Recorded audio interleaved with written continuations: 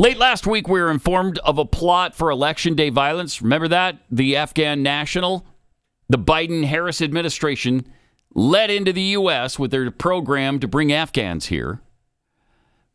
So impeached DHS Secretary Alejandro Mayorkas continues to avoid the discussion of that plot. This is a big deal. Can you quickly explain what the status is with this arrest this past week, or this prosecution we learned of this past week, of this Afghan national who was apparently planning an election day terrorist attack on behalf of ISIS?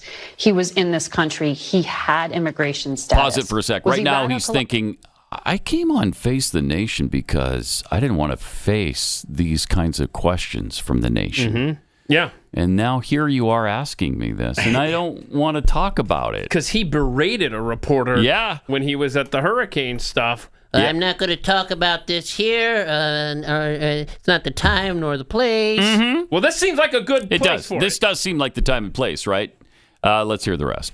Was he radicalized before he came to the United States? So, Margaret, it is an ongoing prosecution, so I won't speak of the facts, but the viewing public is getting an idea of the breadth and diversity of the missions that we in the Department of Homeland Security tackle. But it gets to the issue of vetting versus whether he was radicalized here. Remember, the individual came in through parole, an Afghan national, and when we vet, and we do so intensively, when we vet an individual, it's a point-in-time screening and vetting process.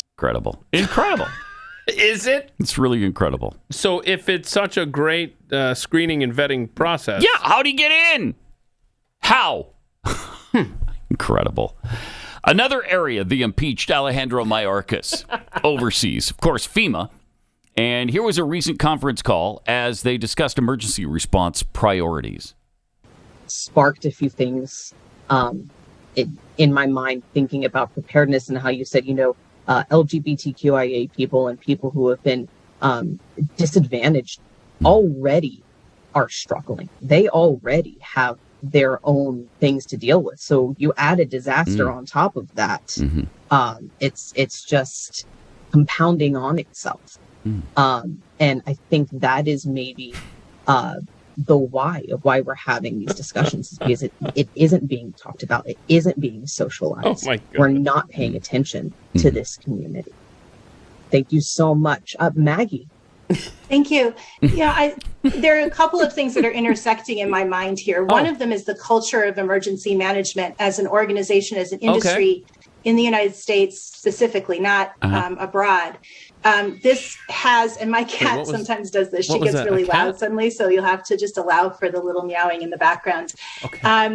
The shift that we're seeing right now is a shift in emergency management from utilitarian principles where everything is designed for the greatest good for the greatest amount of people. We don't want that, disaster equity. Read it like but we have to do more. Right. And so this topic is intersecting, I think, with a number of other topics where we have to look at policies. She really likes mixing that and understand to what extent they have disadvantaged communities that had less assets, communities that had pre-existing vulnerabilities in accessing disaster-related recovery supports. Meow.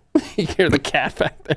That's your government. I mean, that is your idiocracy government right there. And I love the pronouns underneath their names. That's also helpful. Yeah, very. But if you're now you're not watching that if you're a victim, particularly in you don't have any power. Western North Carolina, Eastern Tennessee, North Georgia, since you have no electricity or internet. But how pissed would you be? Oh, jeez. Wait a minute. So we can't get aid because we don't have a rainbow flag in front of our house?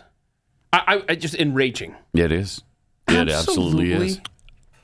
Grotesque. I know last week we had a FEMA training video. We didn't play for it. We have, if you want to see this, how FEMA trains people. Oh no. All right. How long is it? About can we play seconds? It here? All right. Yeah. Let's see it. Oh, no. When working to build an inclusive exercise program, it can be helpful to use the following approach. Thoughtfully consider inclusivity, diversity, equity, and accessibility throughout all aspects of a program or project. Create an inclusive culture by recognizing, understanding, and working to address individual biases. Listen to and learn about individuals different from oneself, and use a holistic mindset to identify all holistic segments of the community mindset. that All could be affected and engage them as appropriate. All right, there we go. Now, when your house is floating down the street on a wave of storm surge, you're going to be really happy that FEMA is all about inclusivity, equity, and diversity. You're going to be happy that they've hired people from all walks of life. Handy-capable, please. Black, yes. Brown, Green. Red, green, purple, fuchsia, whatever. You're going to be happy there's no whiteys coming to your rescue. Thank you. Thank goodness. Someone It's had all to say people of diversity. It's all people of color. It's the IPOCs. Is it the IPOCs?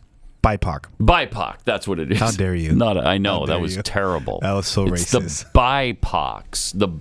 Yes. The BIPOCs are coming. The BIPOCs are coming.